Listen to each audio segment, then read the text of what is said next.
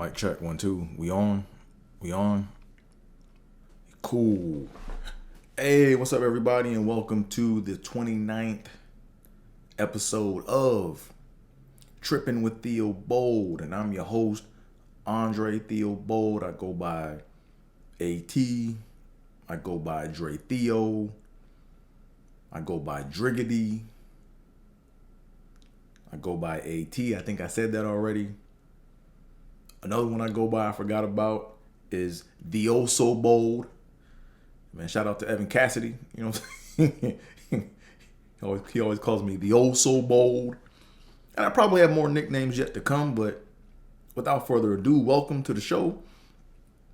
And for my new listeners, you know what I'm saying? For those of y'all that don't know why this show is called Trippin with Theobold, it's because I trip in speech and I trip in thought.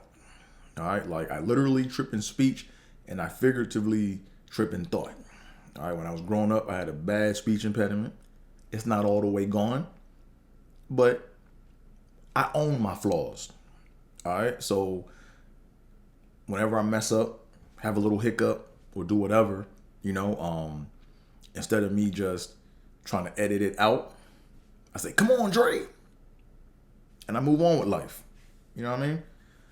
And I have a lot of crazy ideas, a lot of crazy thoughts. I think outside the box, hence, me tripping figuratively. So welcome to the show, Trippin with Theobold. I'm your gracious host, Andre Theobold, and I already gave you all my nicknames and monikers and all that. Right now, I'm at I'm like at the 1 minute and 30 second mark. I know how YouTube does, you know what I'm saying? You can't cuss after 2 minutes, you know what I'm saying? So we're not talking free yet, but we're going to talk a little freer in a couple seconds, you know what I'm saying? Because, I don't want my video to get bumped down into the bowels of YouTube and shit, and stuff. I didn't cuss. Anyways, I'm like right at the 2 minute mark, so now I'm free. I'm not free, I'm freer, you know what I'm saying? But nah, man, but before I move on, make sure you guys like this video, you know what I'm saying? Like, subscribe, do all that fun YouTube stuff, you know what I'm saying? Tell a friend to tell a friend. And man, shout out to my new listeners, my new subs. Man, shout out to my new subs and my new listeners, man. Wow, I went from 43 to now 47 followers. So now I'm at Kirby Jackson number of followers. So if you guys know who Kirby Jackson is, as y'all know, I'm a Buffalo Bills fan, you know what I'm saying? And Kirby Jackson was a defensive back for the Buffalo Bills during the 4 Super Bowl runs. He wore number 47, and that's how many number of subs we have right now, you know what I'm saying? So I don't know who wore number 48. I know there was a couple practice squad bums who wore 48. Maybe maybe in the 60s and the 70s somebody wore 48, but I only talk about things from my era, you know what I'm saying? So hopefully, if you tell a friend to tell a friend, we can go from Kirby Jackson number of followers to Tremaine Edmonds number of followers. Because Tremaine Edmonds right now is the inside linebacker for the Buffalo Bills. He wears number 49. So tell a friend to tell a friend. Have a seat. You know what I'm saying? So let me go ahead and get into some promo stuff, and then we're going to get right into the show. So first off, shout out to 6888. Shout out to the 6888 battalion, you know what I'm saying, from back during World War II. In case you guys don't know, you guys will know pretty soon. You're going to find out about these spectacular women or spectacular black women who got up and served their country. They went overseas and sorted mail. And they just didn't sort mail. I'm going to break it down a little further for y'all. But they reached enough votes in Congress to finally vote on getting them their Congressional Medal of Honor, which is a very prestigious award. But here's how I feel about it, and I kind of already voiced this to some people, man. But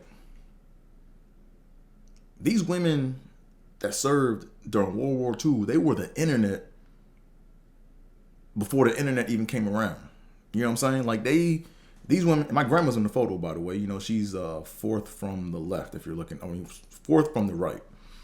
But these women, got up and served their country. You know what I'm saying? And they sorted like something like 7 million or 17 million pieces of mail. I don't know the exact numbers, but basically it was a job where it was supposed to take them 6 months, and they did it in 3 months. So they went to Birmingham, England first, and then I believe they went to France after that. And I forgot the third spot, but they were the internet before the internet. All right, like they kept families together. Think about it. You know what I'm saying? Think about it, right? They kept families together. Because think about it, right? When people go to war, when dudes go to war and they got a family, and they write a letter or send a little cake or some little Danish or some shit, if they don't hear back from that dude, they probably getting milked by the milkman. The milkman's probably dropping milk up in them. You know what I mean? So to me, like, I'm definitely happy that, 6888 are getting their dues. You know what I'm saying? Shout out to Ed. Shout out to Edna Cummings, and, shout out to her team and her team bringing awareness to the 6888 over the past couple years. But to me, it's like if they were the internet that was keeping families back together during World War II, the country should naturally be happy for this, So to me, it's kind of a shame that they have to have a vote to determine whether these women get a Congressional Medal of Honor, Because if it wasn't for them, a lot of these families, a lot of these dudes or people up in Congress or whatever, they probably wouldn't even be in Congress because of them. Think about it, right? If their fathers or if their grandfathers served in World War II, and their wives or their grandparents at the time, grandmother at the time, sent them some packages and they didn't hear back, they'd have a lot of bastard brothers and sisters running around here, and their resources would be stretched thin, and they probably wouldn't have the money to pay for going to a fancy school like Harvard or Yale so they could go sit up in Congress. You know what I'm saying? So to me, they need to show more respect, man. It shouldn't be this dragging around, waiting along, oh, well, we got 2 votes. Nah, man, sign the shit, man. Get these women they medal. Get them what they deserve, man. Give them all their flowers, man. Y'all should be thankful right now, man. I'm sorry, I got a little heated, man, because I don't like when people, you know what I'm saying? I don't know, like when good deeds are done, it doesn't take a whole century to recognize people for that. Like, you know what I'm saying? But that's just me, whatever. Maybe there's a process I don't know about that I need to educate myself on before I run my mouth, but whatever, man. Y'all get it. But I mean, I don't know. I'm kind of like, where I'm at right now is kind of like, this is kind of like the crux or the, it's kind of the Achilles heel of the black community, right? Or it's the Achilles heel of foundational black Americans, right? The Achilles heel of foundational black Americans is we're always trying to be accepted by somebody else. And we got to be like sometimes, man, hey, man, we enough, man. You know what I'm saying? A lot of times you have to observe Law 36 of the 48 Laws of Power, man. A lot of times you have to say, you know what? If y'all don't recognize me, cool, I'm going to show disdain for you. And it's not hate, it's just you don't exist. You know what I mean? Law 36, you know what I'm saying? You have to show disdain for things that you can't have, So if people don't respect you or don't want to acknowledge you, cool, they don't exist. Move on. You know what I'm saying? Like, kind of like, for example, like this whole thing with the Oscars, right? Like, I never really understood the whole get down of why the Oscars are so important. Yeah, it's on TV. I don't even know who Oscar is. You know what I'm saying? I should probably do my research and just Google it. But I mean, I'm not going to because I got more important things to do right now. But to me, it's like, I think people could argue that Denzel Washington is probably the best actor within the past 50 years. Like, people could argue that. You know what I'm saying? Like, people could argue that. Talking a little bit loud. Not loud. I need my microphone back a little bit. But you know what I'm saying? I think people could argue that Denzel was arguably one of the best or greatest actors of the past 50 years. So when it comes to the Oscars and when the Oscars want to bull jive and mess around over giving awards to movies that they know are dope. Why not just create an award called the Denzels, right? It sounds corny at first, sounds cheesy, but over time people will respect it, you know? And then to add insult to injury, what they should do, man, is hold the Denzels on the same day as the Oscars. You know what I'm saying? And then I'm not on, here's the thing, right? I'm not on some just we just gonna vote for black. I'm like, you know, I think that black people know and look around. I think black people are pretty moral people. I think we're pretty moral. Like, we know if something's good. We'll be like, yeah, that was good, right? So we won't let, it's my opinion, but I think that we're too moral to let race dictate performance. Like, if something's good, and if it's a Indian actor or if it's a white actor or whatever it is, man, we'll be like, man, we gotta get a dude his props. You know what I mean? So to me, I think we should create an award called the Denzels, man, and just say, you know what, we got the Denzel Academy. You know what I'm saying? And on the same day of the Oscars, we hold the Denzels. You know, because that's because at the end of the, come on, Dre. See, you guys caught me right there. You know what I'm saying? I get worked up and then shit don't come out right. You know what I'm saying? But anyways, man, like, it should be like, you know what I'm saying? Like, with the Denzels, what should happen is, you know, if they were held on the same day as the Oscars and we awarded, you know, movies that we thought were worthy or whatever, and over time everything built up, if the Oscars, if they're still doing their racist bullshit, it's gonna show, and people are gonna be like, man, I ain't going to that. I'm going to this over here, man, because this is that's where it's at. You know what I'm saying? So I'm all about, like, I'm at the point in my life right now where I just don't really subscribe to all this fitting in and trying to, you know, gain approval. If you don't respect what I do, cool, I'm taking my shit over here. You know what I'm saying? And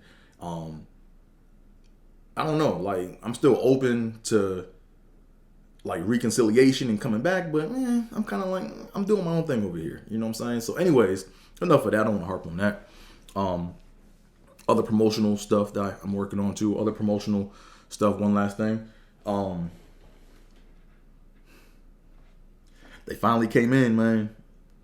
I don't know. I didn't think I was gonna get these, but they finally came in. Had to do it. Had to get my Jordan 3s, the black cement joints. I had to get these, man. As a kid, I saw these and I never had them. Now I got them. You know, so I'm gonna put these back over here where they belong. And that's all I'm doing for the promotional joint for the show. So let's go ahead and move on to let's talk some sports right now. So let me go ahead and move this out the way. I'm talking to myself. I'm gonna move this out the way. Lost me. That's not good. There we go. Let's talk some sports, man. So I gotta talk about this right quick. Gotta talk about this. As y'all know, if you guys are following sports, you know what I'm saying? Brian Flores, the former coach of the Miami Dolphins, got fired, lost his job after 2 seasons. I think he got him in the playoffs the first season, and then the second season he didn't get him there, but they started off with like one of the worst records, and they came back and won like 7 straight games, and they were like right down in it to the wire. And then he got fired, and then basically there was like a coaching carousel going on. A lot of coaches got fired, and the owners were doing their hiring, and they were trying to do the Rooney Rule. And the Rooney Rule basically is a checkbox. For those that don't know, like the Rooney Rule is basically, it's like a quota that says you have to interview a certain number of black head coaches, but you don't have to really hire them. Like, you know what I'm saying? So it's a checkbox. So Brian Flores basically said that I think he was supposed to interview, or he interviewed with the New York Giants, and he had evidence that, you know, the Giants already made their coaching pick for their next head coach or whatever, and basically the interview with him was just like a handshake job. It was a checkbox.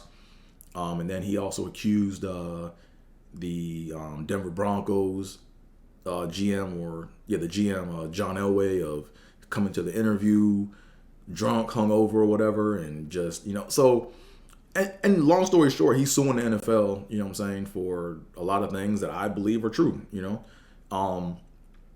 So I don't know, man. I'm kind of torn about all this. I'm kind of like torn. I'm in between all this. And the reason I'm torn is because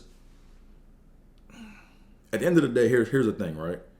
Like the black coaches, 100% that are available or up for a head coaching job are like legit dope head coach candidates, man. Like you got Eric Bieniemy, who's the offensive coordinator of the Chiefs and the Chiefs offense. You see what the Chiefs offense has been doing all year.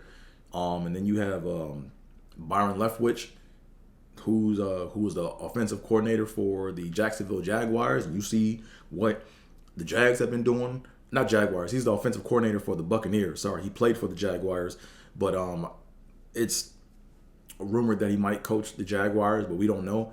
But all these head coaches, man, are like more than qualified to coach, but they can't get the job, And then it turns into the owners part, right? Where the owners, they own the team. So if you're an owner of a team, you should be able to pick your best friend to go run the team, even if he has no head coaching experience or whatever, right? So if you own something, you should have that right to pick whoever you want to pick.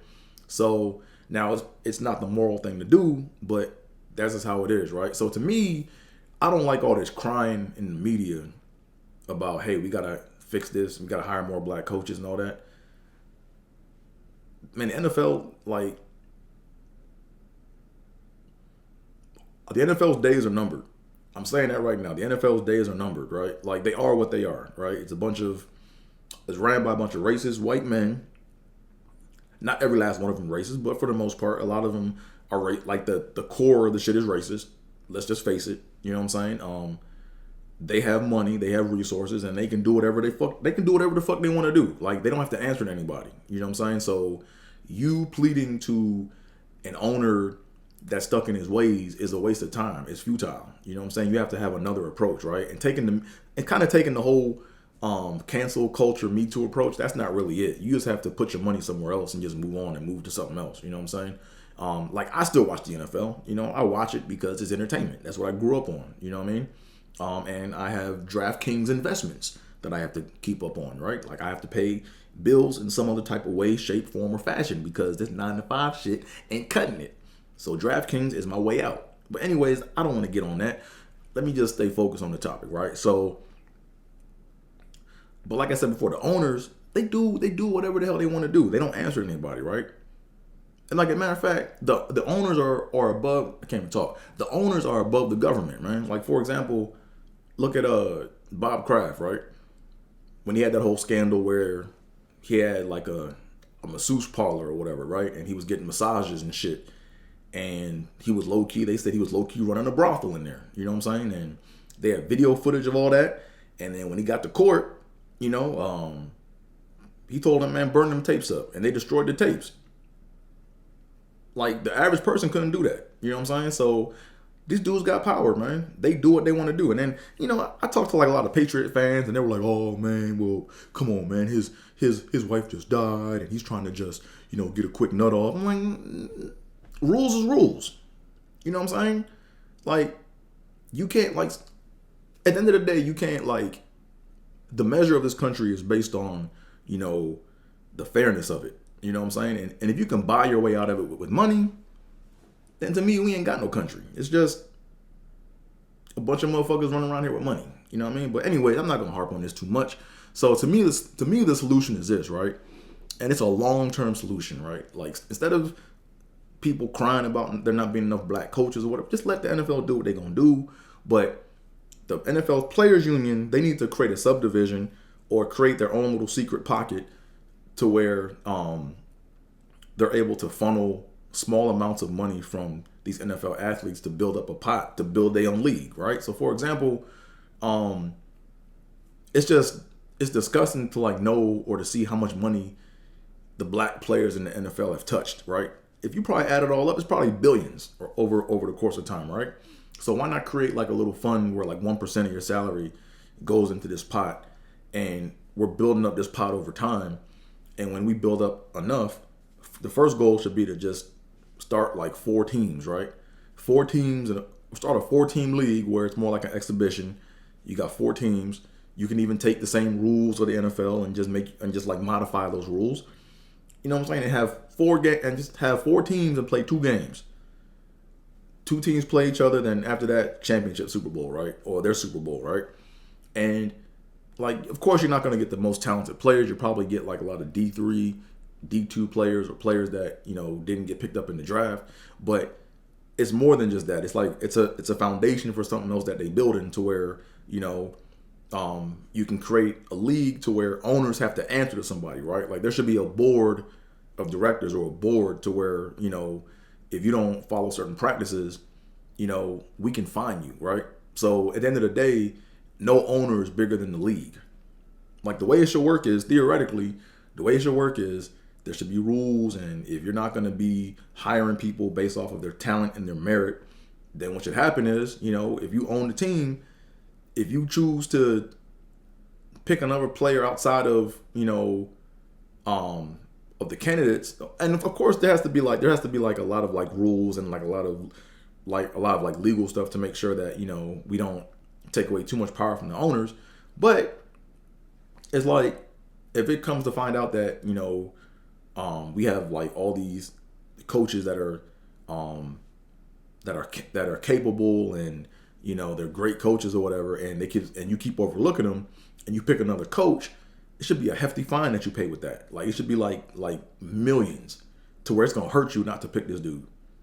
You know what I mean? So that's what I'm saying. They need to just look. The NFL is stuck in its ways. The NFL isn't built on nothing. They don't have any principles. Their only principle is money. Right? That's the only thing the NFL is on. It's on money. And I know I'm talking shit about the NFL, and I watch the NFL, but like I said, I have investments in the NFL. So I'm kind of stuck eating this big ass bag of Doritos. Right? Because at the end of the day, that's all it is, right? The NFL is a big ass bag of Doritos. It's just comfort food. You know, there's no nutrition. There's no nothing from it. It's just, you sit on the couch, eat it, get fat, and move on. Right? So, anywho, enough of that. You know what I'm saying? But shout out to Brian Flores for taking a stand and suing the NFL. Man, brother, get your paper. Right? Get your paper and, you know, move on with life. So what else we got going on here? In other news and sports, we got, let me see if I can pull this up. I hope I got it right. What do I have here? Let me pull this joint up. I want that. Here we go. There we go. In other news, we got the Washington football team has changed their name to the, can't even do it right, to the Commanders, as you can see.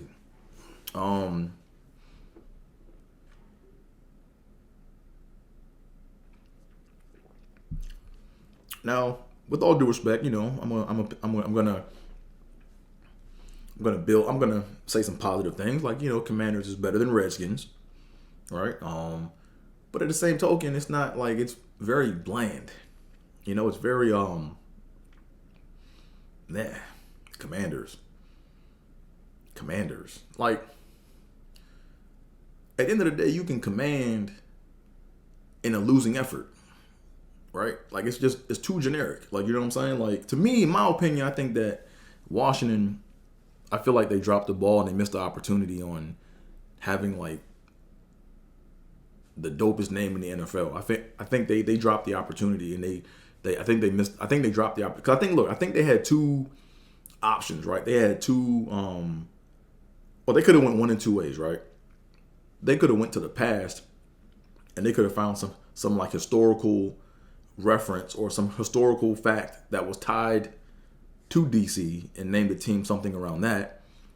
Or they could have been forward-looking and been the first forward-looking team in sports and named something that the nation should aspire to be. You know, like, for example, to me, it would have been cool to, like, you know, this might not be the best name, but something along the lines of like the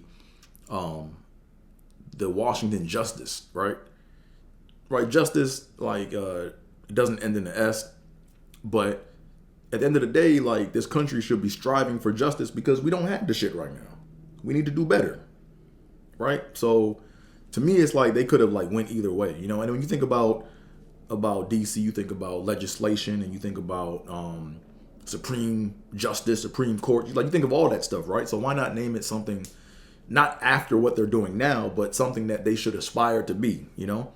Or you could look back and, you know, remember Martin Luther King gave his "I Have a Dream" speech, right, in DC, right? So it could have been something like, I don't know, the Washington Freedom Fighters, or Washington Freedom, like, you know, something that they aspire to.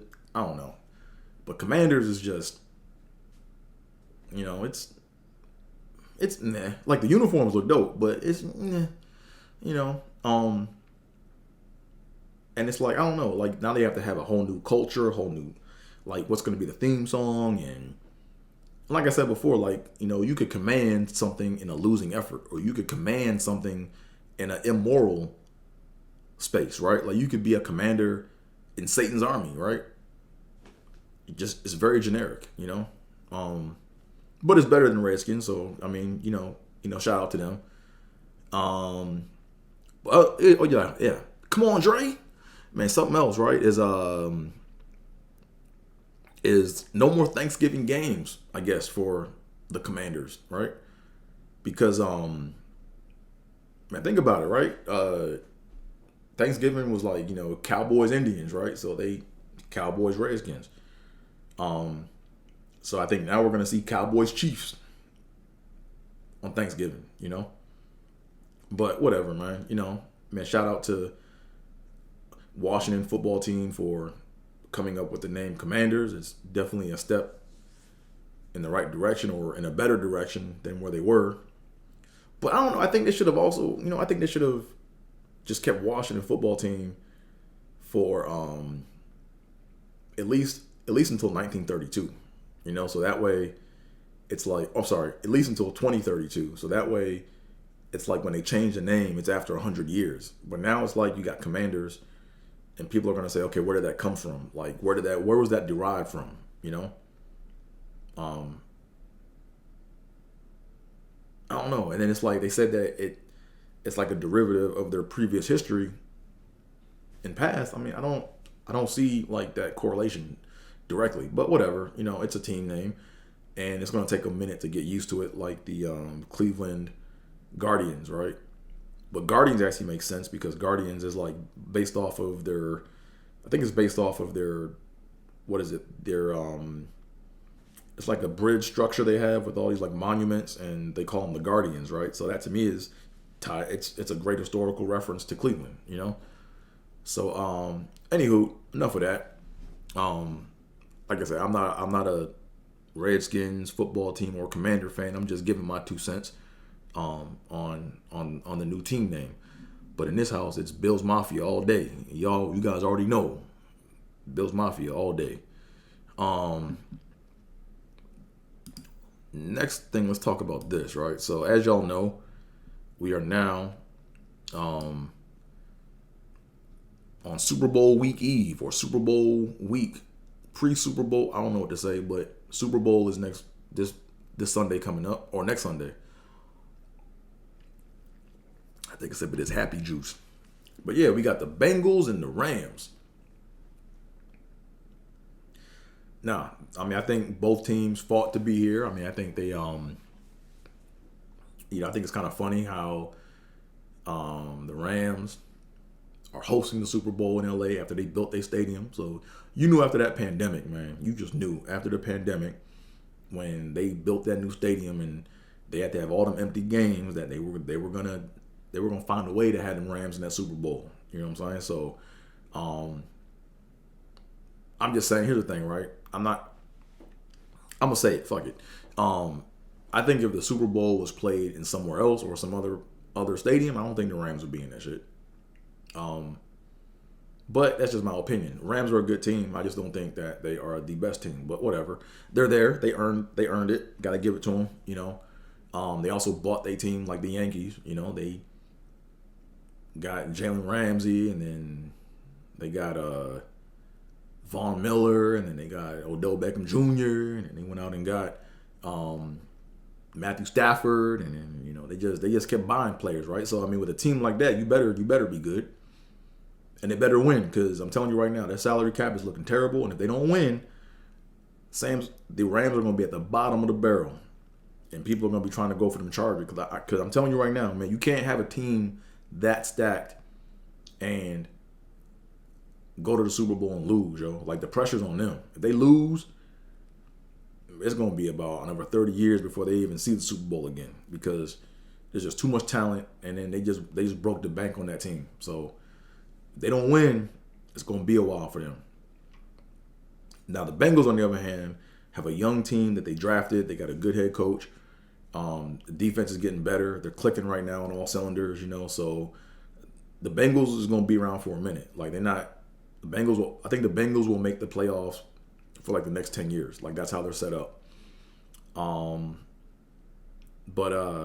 nah, I'm laughing at the Super Bowl because, like, to me, it's like this is like the pencil fight Super Bowl of Super Bowls, right? Because when I was a youngin', I used to get these little NFL football pencils, and they had like all the teams, right? I had like back then it was like 28 teams, or however many teams it was, and the Bengals pencil and the Rams pencils were like the two pencils I would pick to pencil fight with first. You know what I'm saying? So I remember it looked like a cool pencil, but I just remember, man, the teams is bums, yo. So I take the pencil out and I would like pencil fight and break them joints, So the Rams and the Bengals are two specific pencils that I remember pencil fighting with, and broke them first, But these teams is the best right now, and they're gonna go at it. So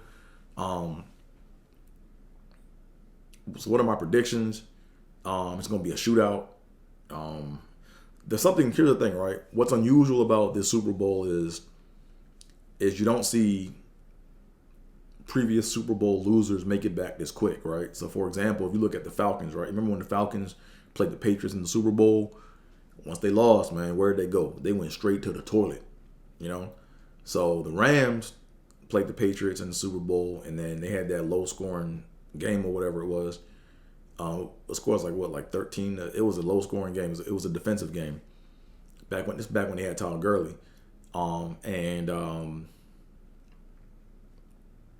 I was like, yo, this is it for them. But they came back, and then they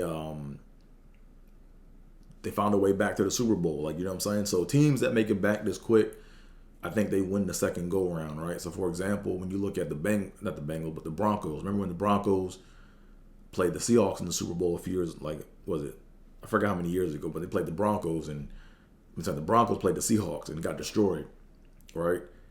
Then they came back. And played the Panthers, not the following year, but the year after that, and they won. So I think the Rams will probably win this joint, but I think it's going to be a shootout because Bengals just have too much offense, man. You got Jamar Chase, T. Higgins, Joe Mixon, Joe Burrow. That's a lot of offense, man. And what's his name? CJ.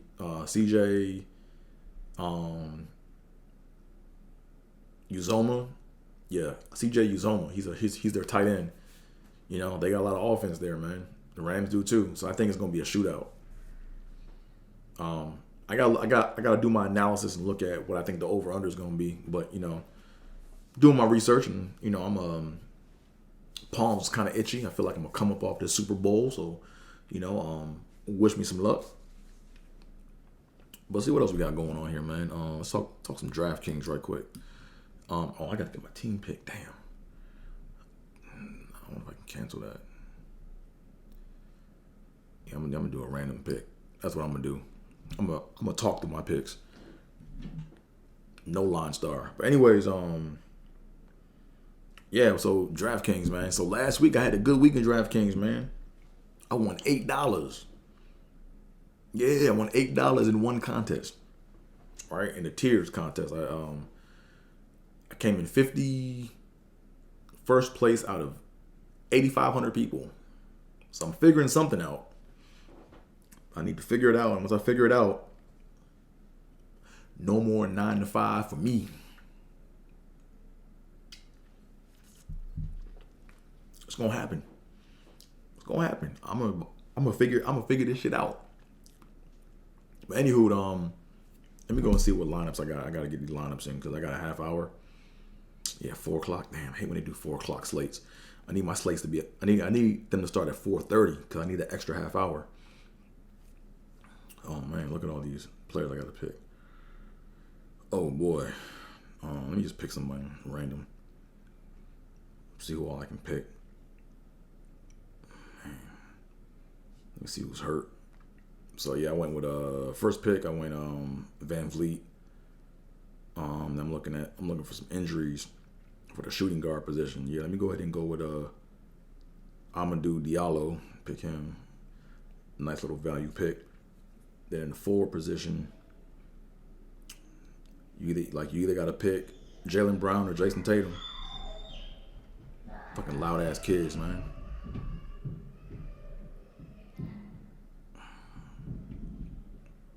Nope, I'm gonna go with Miles Bridges because Bridges is doing his thing. Power forward. Let me look for some injuries in the power forward position. See, Markkanen's out. Oh, Sabonis is out and Jackson is out. So let me go ahead and see what's good with Craig. I don't know who Craig is. T. Craig on Indiana. I'm gonna go with him. How about for my center position? Let me go. Gotta go Jokic. So that's gonna kill my bread right there. Guard position. Let me see who else is out. Who else is injured? See, Garland is out. So I got Osmond, but he doesn't play point. Who's the backup point guard for? See, who's the backup point guard for Darius Garland? Goodwin, Okoro. Yeah, let me see who else is cheap that I can pick. Okay, Zach LaVine is out. Oh yeah, Zach LaVine, Ball's out. White's not. Okay, let me go. I like DeSumo. Let me just mess with DeSumo. See what he's gonna do for me. Now I gotta pick a real cheap forward. A real cheap forward. Who's gonna be the golden bum for me today? Talk to me. Golden bum. Show yourself. Okay, who else is out? Yeah, I need to pick me a golden bum. Who's the golden bum gonna be for? Brooklyn. Oh wow. See, KD is out. Got Edwards. I need a golden bum to come through for me. No, I'm not picking anyone off the Nets. Who's this golden bum for the Sixers? If Tobias Harris is playing, he's in there. Nasir Little. Is that Nasir Little? Yeah, nah. I'm not messing with that. Oh, I need to find me a bum. Come on, bum. Where you at? Now, of course, they're not a bum in real life because, they can dog me in basketball. But according to their peers and how they rank amongst their peers, they bum. So I can say that. Let me go with D Wade as my golden bum for Cleveland. And then who else we got? You know what? I'm just gonna go with the hell of it. I'm gonna go with Neesmith. Save, done, no line star. Then I gotta do my tiers. Who am I gonna pick for my tiers? Let me go Jokic. Let me go Murray. Then let me go Ball. I'm just picking my favorite players as of now. Let me go Van Vliet. Let me go Van Vliet. But where's Miles Bridges at though? Okay, no Miles Bridges. I'm gonna go with okay,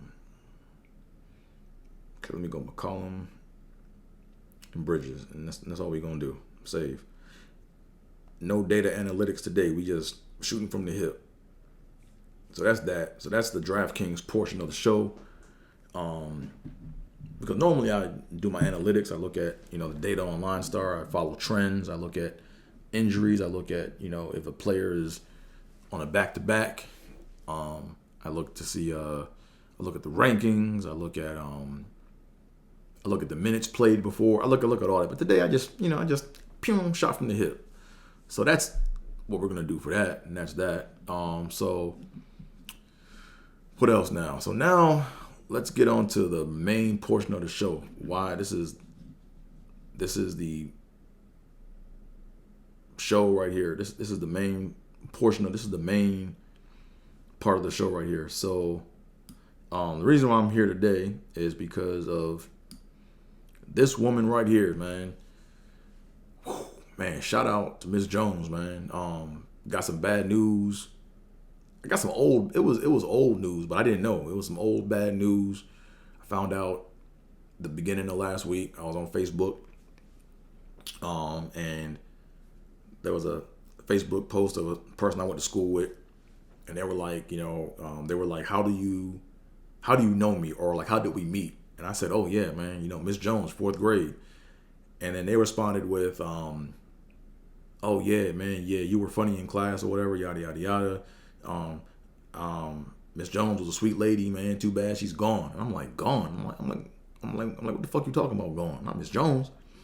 So I did some Googling and I found the obituary. I was like, God damn, Miss Jones is gone, man. Did the looked up the obituary, found it. And then when they got back to me, they were like, yeah, she passed in 2019. I didn't even know, and it was weird because I knew something was wrong because I remember because back when my pop passed away in 2020, like she was like the main person I was trying to get in contact with to let her know that my dad passed away, because like my dad holds her like in high regard, like my dad was like good friends with her ex-husband, and when I called her phone, it was like it just went through, and normally she would either call me back or like it wasn't as if I was talking to her like a lot on a regular basis, but she's like, if I called her, I know that I would hear back from her, but I didn't hear anything back. And when my pop passed away and I had to go through I had to call, like it was like a lot of coordination. I had to call up all these people to make sure that they had the invites to go to the virtual Zoom funeral, and I didn't hear back from her, but I didn't hear back from her because she already passed, right? She passed I think she passed in September of 2019. But I feel like I have to honor this woman, man, because without her I wouldn't be where I'm at right now. I can tell you that right now, in every person's life you meet like a person, or you meet a person that, kind of gives you that guidance, or that, not even guidance, they just get you back on the right track, and Miss Jones put her foot all in my ass when I was in school in the fourth grade. And that's what I needed, man, because I was a little crybaby bitch, man. I used to cry, boo-hoo, can't do it for myself, Like, well, I'm still kind of a bitch now, but back then I was a bitch. You know what I'm saying? I was super soft, man. I was baby food soft, man. Marshmallow soft. But nah, man. I remember the first day I met Miss Jones, man. The first day I met Miss Jones, it wasn't even when school started, because I remember I had to go to Sligo as a school. I went to Sligo Adventist School. I went to Sligo, and I had to like do a test, and then I'm not sure if I think they assigned me to Miss Jones, and my dad came in and found out, and then it was my dad, me, and Miss Jones in the principal's office, like in the little lobby area, and my dad was excited. He's like, "Oh, you're gonna be with Miss Jones? Oh, you're gonna be with Miss Jones?" Like he was like Buffalo Bills Super Bowl happy, excited that I was gonna be with Miss Jones. And he was talking her up. He was like, "Yeah, Miss Jones. Oh man, Miss Jones." But he never called her Miss Jones. He called her Denise. Her first name was Denise, And he said like he was just so happy that I was gonna be with Mrs. Jones, but he called her Denise. But I remember when I first met Miss Jones, I think there was an issue with me because I was like not where I needed to be educationally. I think I was supposed to be in the fourth grade, but they were talking about putting me back into the third grade because my reading level was too low. Math wasn't where it needed to be at, But Miss Jones was like, "Nah, I got him. He's in the fourth. He's a fourth grader. I got him. And then she's like, I'll look after him. I'll make sure he's where he needs to be at." And I remember she looked at me the first time I met. Come on, Dre. I remember the first time I met Miss Jones. Like we're all talking, and she was like, "I'm gonna be tough on you, right?" And I looked at her. I was like, in my mind, I was like, "You ain't gonna be that tough." You're not gonna be that tough. Man, you talk about tough. Woo! She was on my ass from start to finish, man. 4th grade.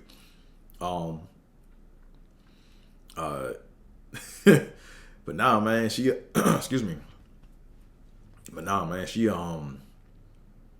yeah. I thought it was weird, man. I think what it was I mistaked like her kindness and niceness for being like tough. But man, she was like super tough, man. You know, like they need to here's the thing, right? They need to like have a Miss Jones Academy for teaching, right? Like if you're gonna be a teacher, you gotta do it the Miss Jones way for this level of grade because man, she was tough, man. But like I'm thankful for it, you know?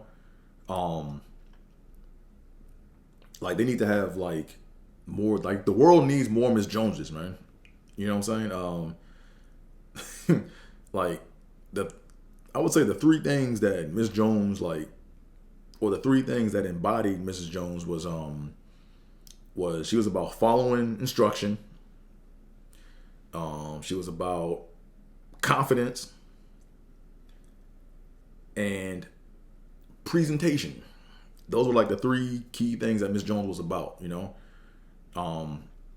So like, I'm gonna share some stories about y'all. I'm gonna share some stories with y'all about Miss Jones, man. Cause man, I'm telling you, man, if I didn't come across this woman, man, I don't know where I'd be right now, man. You know. But I remember, like the funny thing about Miss Jones was, like when she got mad, like it was kind of scary because like a little vein would come down the middle of her forehead, you know. And she wouldn't like pout all the time, but when that vein came down her head, you knew what time it was, man. Like, you know, it was, you know,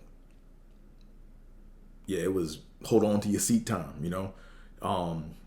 But but nah, I remember like if any of you guys ever came across Miss Jones or learned or if you were under Miss Jones, you know, chime in on the chat, you know what I'm saying? Share your experience, man. I remember Miss Jones had this thing where it was when we had math homework, right? Like we had our math homework and we did math homework on grid paper, you know. And you know how sometimes when they have the grid paper, how they don't chop like right at the line where it's a full box, you know. So basically, like you'll get like half a grid around the edges or whatever. But Miss Jones had this thing where she said, you know, when you do, the rule was in her class, if you do grid homework or if you do math. When you do your math homework on the grid paper, you had to count down 3 complete squares, and then you had to count over 4 complete squares, and then start your name there, right? And people would do it, like people would go do their homework, and everyone did their homework or whatever, and they would bring it back in, and it looks all nice and neat. And then you had to get up and get in line to hand your homework in to Miss Jones. And man, what she would do every time you handed in that paper, man, she would grab the grid paper and she would just have her glasses on and she would count. She would go. And then if you passed that, she would put your paper in the paper to grade or in the pile to grade, you know. But if you didn't follow instructions and she went like this, she went 1, 2, 3, she would count. 1, 2, 3, 1, 2, 3. And then look up at you. And then put her glasses down and look up at you and then look again. Man, she would ball your homework up and throw it in the trash and just keep going with the next paper, man. And it was hilarious, man, to watch people who thought that they did a good job with their homework and they came in, they stayed up all night, and while they were balling up their paper, you watched their mouth drop.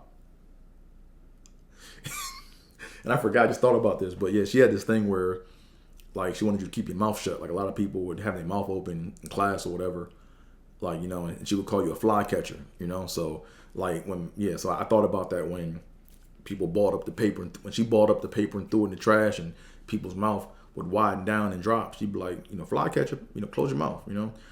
But man, she was tough, man. I remember we used to do this thing called Mad Minutes, you know. I think Mad Minutes were the first thing we did in the morning. Let me see if I have a picture of that. Anyways, y'all can Google it, man. Mad Minutes. It was like this like math spreadsheet, and you had to like do like, you know, your mad problems, see how many you could get done in a minute, you know. So she was like real strict with those. I remember, man, she was like real sneaky, man. Miss Jones was sneaky. Like when you thought she wasn't there, man, she was there. Like she showed up at the wrong time for you, but the right time for her. Her timing was impeccable. I remember, back when I was like on Fridays at school, we had like cafeteria lunch day. I mean, we had cafeteria day every day, but on Friday it was pizza day, right? So we had like either they brought in Domino's or they brought in some pizza or whatever. It was pizza day, and they would bring the pizza into the cafeteria, and they would hand out pizza, and the dudes that worked in the cafeteria were like Middle Eastern dudes, like one older dude, one younger dude, and this is like around the time when Hammer was like huge, right? And I was a big MC Hammer fan, so I remember in line I would be dancing or whatever, you know. And then one of the young cafeteria workers would be like, hey man, if you dance, I'll give you an extra slice of pizza. So I was like, well, for real? So I would just dance and I would get an extra slice of pizza. And one day Miss Jones caught me and was like, hey, I don't want to see you dancing anymore. Cut that out, you know? I was like, all right. And then another day when we had pizza day, I looked over my shoulder again. I ain't see Miss Jones. And then I saw the pizza guy. He was like, hey man, go do that dance. And I was like, okay. And I started doing that. I started doing the MC Hammer typewriter. And right, I did like two typewriters and turned around. And Miss Jones was just sitting there just like this. I was like, oh, hey. She was like, Andre, you're on the curve for recess. I was like, damn. So couldn't play at recess for like that day. Because to complete the Friday, you had to like it was a shorter day, but you had pizza, you got out of school early, you went home, and then you had pizza for lunch, you got out of school early, right? But you got to have recess and play outside before going home early. And then when you went home, it was TGI Fridays, you know, with like Urkel and all that shit. You know what I'm saying? So having an extra slice of pizza was like it would just bump your Friday up a little bit, you know what I'm saying? But I learned, don't dance if you don't want to play at recess, you know what I'm saying? So, I learned that. But now that was funny, man. Like she would show up at the wrong time, man. Like she was perfect with her timing. I remember she would like try to like leave the class to see if we could govern ourselves, right? She would be like, she wouldn't even really announce that she was leaving. She would just get up and leave. But we'd be like working on something, you know, and then she would get up and leave. And then when she left, we'd all look, and then we started talking, we started playing and throwing paper airplanes around the room, you know, cracking jokes, making people laugh, having a good old time, right? And there was like a little window in our door. It was like a little square window. And one time I looked up, I was playing, I was like mid-joke with, I think it was either Brian or somebody, Brian Spraggins or one of my other classmates, and we're laughing, having a good time. I looked up in the window, and Miss Jones was peeping her head through the window. All you saw was like the top of her nose and her eyes coming through that window. And I was like, oh shit, Miss Jones. Right? So I just got back to work. Like I got back to fake working, you know? And everybody was like, yo, why are you being so serious, man? And like me, I couldn't snitch, because if I said, look, Miss Jones is at the window, she's gonna get mad at me. And then like, you know, y'all on your own. So she would come in and then just be like, yeah, she would just give it to us, man. Like no recess. Real strict, you know? Then I remember the one key moments in Miss Jones' class. I remember this was like right after Christmas break, I think. It was a nice long Christmas break. It was like a snowstorm. We got extra days off from school. I was used to being at home, drinking hot cocoa, watching cartoons, you know what I'm saying, playing with toys.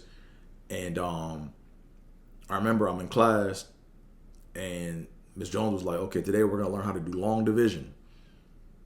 And I remember I raised my hand. I was like, I can't do long division. And she looked at me and she said, well, today you're gonna learn. She said, today you're gonna learn. And it wasn't like that, but she said it in a way where it was sharp and it just cut right through me, you know? And I started crying. Like I started like boo-hooing like a bitch. Like tears coming down my face, you know, and people looking like, you know, Like, you know, when you got tears coming down your face and you can feel people looking at you and shit. Like, people, the whole class is just looking at me. And I saw that vein come down Miss Jones' forehead. And then I kept crying. I'm like sniffling, tears coming down my eyes. And she just said, Andre, see me outside. I was like, huh? So whenever you had to step outside to go outside to have Miss Jones talk to you, it wasn't good, right? So I went outside the classroom, and then she came out, and I don't remember exactly what she said because it was so long ago. But I don't remember exactly what she said, but it wasn't like she didn't pamper me, and she didn't like, you know, put her foot down on me, but it was like she was being like just real, right? And I remember the theme or the gist of what she said was, man, get your shit together. You know what I'm saying? And then it was like I just kind of straightened up and tears dried up, and then, you know, boom, I went back in, learned that long division, and moved on with life. You know what I'm saying? But that was a key moment. That was a key moment because I never had no one like, you know, I never had a stranger or a teacher like, you know, talk to me like that. You know what I'm saying? And when you have someone that does that to you, man, at a young age, if you don't get that, like, you may have missed the lesson, or maybe, you know, too late to like correct that down the line, or it may be harder to correct it down the line, you know? So like, basically that was like how she instilled like confidence, right? Because like a lot of teachers in schools don't really instill confidence, you know? Like 90% of school is confidence, man. Like if a teacher just says, man, you can do this, or if they talk to you as if you already know how to do it and you can do it, we'll figure the rest out. You know what I'm saying? But nah, she but like she really instilled confidence in me at the educational level. You know, like at the time, long division looked foreign to me. But after I was like, you know, hey, I can do this. You move, you grow, you move on. You know, so like I said before, man, she was about following instructions. Like I said, with the example with the grid paper and counting down the number of blocks or squares and starting your name.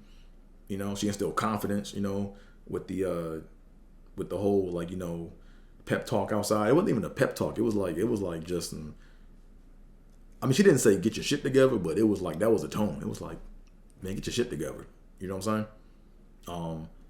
And it was like a lengthy talk, but I remember like I remember the gist of it just being, man, get your shit together. You know what I'm saying? And then also penmanship. Like that was like her favorite word, man. Like her penmanship. Like we had to work on our penmanship because back in the day, for you little young bucks, you know what I'm saying? Y'all don't know, but we had to write in cursive, you know. And if our cursive wasn't right, if it didn't look good, she would throw it in the trash. She'd be like, "Nah, I'm not reading that. It's trash." Right? So we had to really take our time and write with like penmanship, like, and really practice, you know, making everything look legible, you know. Nah, I remember, and then I remember this was a while. This was I forgot, but basically it was me and this dude named Brandon in my class, and our parents were like, they were all on board with Miss Jones. They were like, Miss Jones, do whatever you got to do to our kids to make sure that they come out right, you know. So I remember, it was either we either talked back in school or something, and she had to paddle, you know what I'm saying? So I remember she paddled Brandon, and there's Brandon right there in the corner right there, right? So you look right there, I can't point, but that's Brandon right there, man. I remember we stayed after school one day, and I was supposed to get the paddle. He got the paddle, but I was supposed to get it, but my mom came in time, and then I kind of got lucked out. I mean, she didn't bail me out, but it was just one of those things where I guess like Miss Jones was like, if she gonna paddle you when your parents ain't around. But I remember she was like yelling at me. I forgot what I did. It was either me and Brain either got into a fight or something happened. It was something that happened. I forgot exactly what happened, but all I remember is we stayed in Miss Jones' office and she brought the paddle out and we had to get on the board and write something. And then I had to leave. Then she excused me out the room and I heard bow, and I saw Brandon come out with like a little tear down his cheek, and I was like, "Oh man, I'm next." Like shit. So my mom came, and then Miss Jones kind of looked at me and she knew I had the like she knew I had the fear built up in me. Like I was damn near pissing my pants, you know. So she just kind of put her glasses up, and then heard my mom talk. Her and my mom were good friends too. Like they talked, like, you know, they talked during that time. They would go on the track and walk around and talk about stuff. So they were pretty close, you know, back in the day. But yeah, man, Miss Jones, gonna miss Miss Jones. And like I said, I couldn't, like, to me, it's like when I Googled like her name or the different forms of her name, I couldn't find nothing. All I found was like one obituary. So I said, man, by hook or by crook, on my watch, y'all gonna know about Miss Jones, man. You know, like when I make it to become somebody, you know what I'm saying? You will know about Miss Jones, right? She can't go forgotten, man. She did too much for me and so many other people, so many other kids. But it's like, that's the problem with the world today, man. If there were more Miss Joneses, man, there wouldn't be all this confusion in the world, man. Because it's like, you know, fact is fact, logic is logic. You know, take your emotions out of it. No one cares about how you feel, right? You know what I'm saying? I mean, we care how you feel, but there's a precedence to how you feel and what is, you know. But what else, man? Oh, I remember, yeah, Miss Jones, man. I remember she had this old Datsun car. It was like a that joint was old, man. Like even back in the early '90s, that joint was old.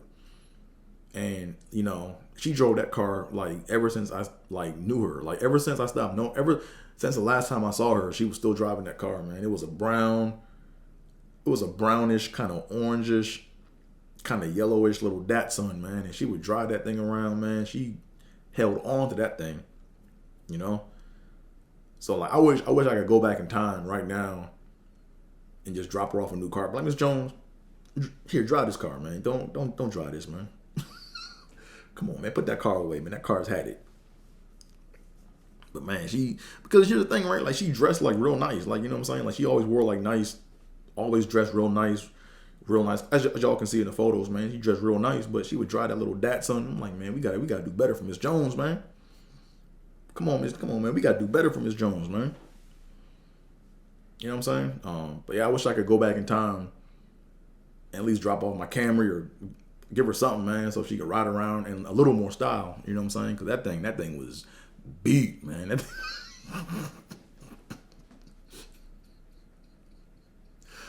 Come on, Miss Jones. Come on, man.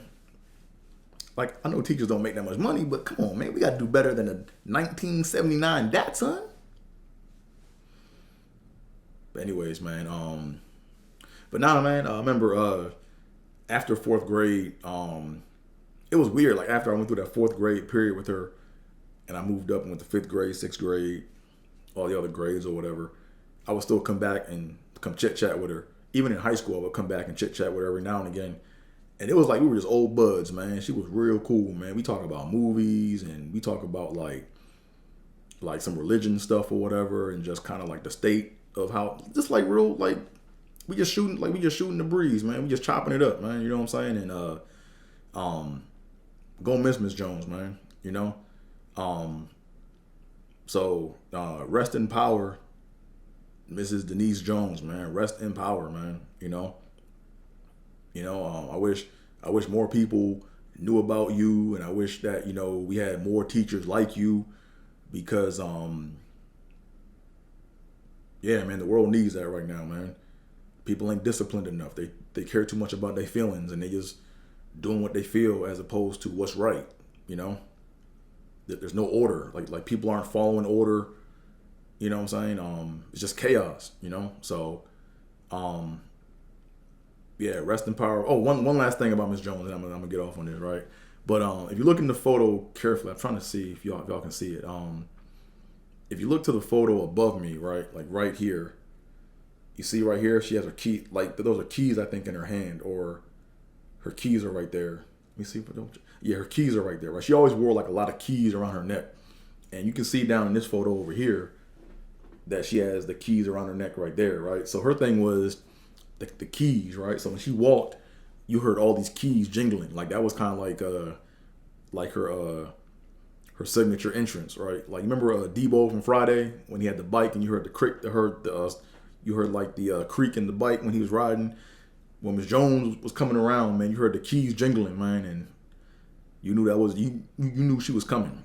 Like, you knew she was coming before she even came there. Like, you know what I'm saying? So, anyhow, man, but just like I said, man, rest in power, Miss Jones, man. Can't believe you're gone. Thanks for all that you've done. And like I said, man, on my watch, like, I'm gonna make sure people don't forget about you, man. You will not go forgotten.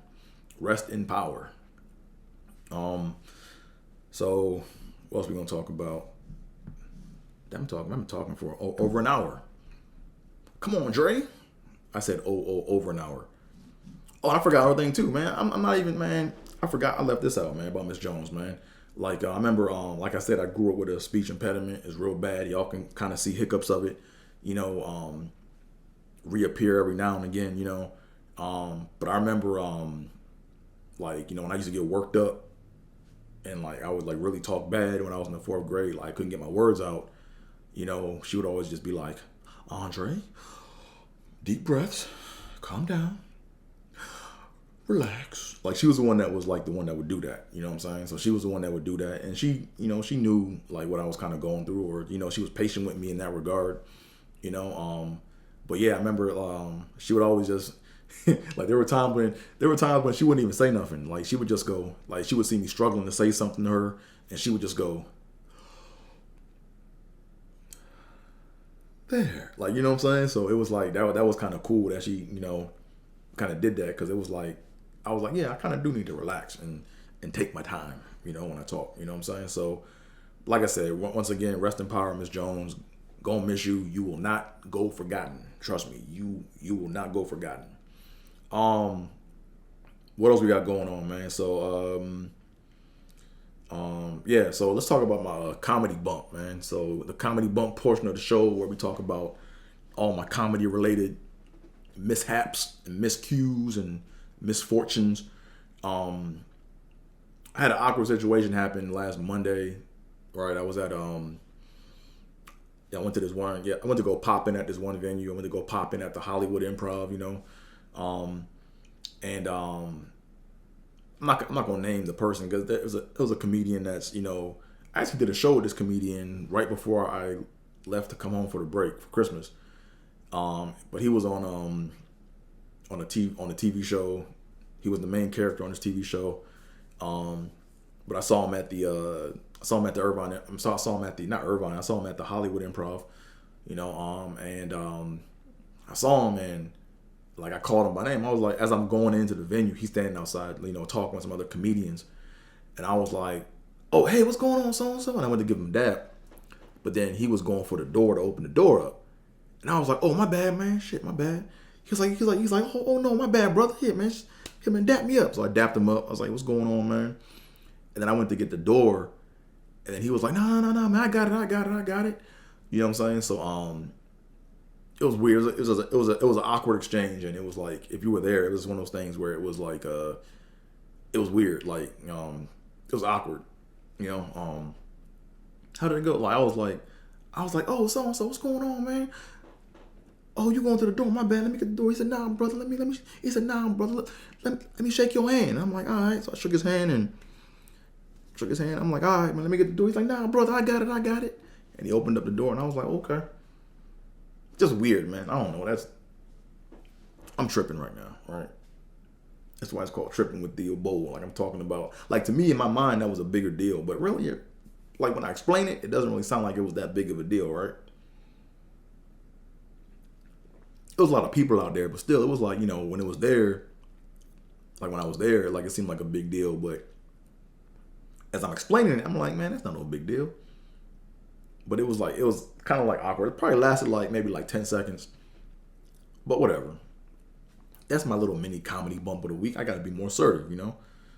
I got to be so-and-so. How you doing, young brother? Shake his hand, grab the door. Like, nah, man, I got it. But instead I was kind of like waffling, you know what I'm saying? So, whatever. Anywho, what else we got going on, man? So what do I have coming up next? Not a goddamn thing. It's like, I got some stuff coming up, man. yeah, I got a workout session tonight in Huntington Beach at the Amazing Comedy Theater. So yeah, I'll be working out with that. I'll be going there tonight. Dope room, but it's a workout room. It's a room to work out material and stuff. So I'll be there tonight working out some of this new stuff that I got. I got some other things in the works too. I've been talking to a few comedians and a few promoters or whatever. I might have some things coming up the next month or two. So, you know, like I said, I will let you guys know about that. But before we go any further, make sure you guys hit that like button, hit that subscribe button, tell a friend, you know what I'm saying? And come and trip with a player. Come and trip with a player. You know what I'm saying? What else we got going on? Yeah, that's it, man. You know what I'm saying? I got like I said, I got a little workout spot I'm doing in Huntington Beach tonight.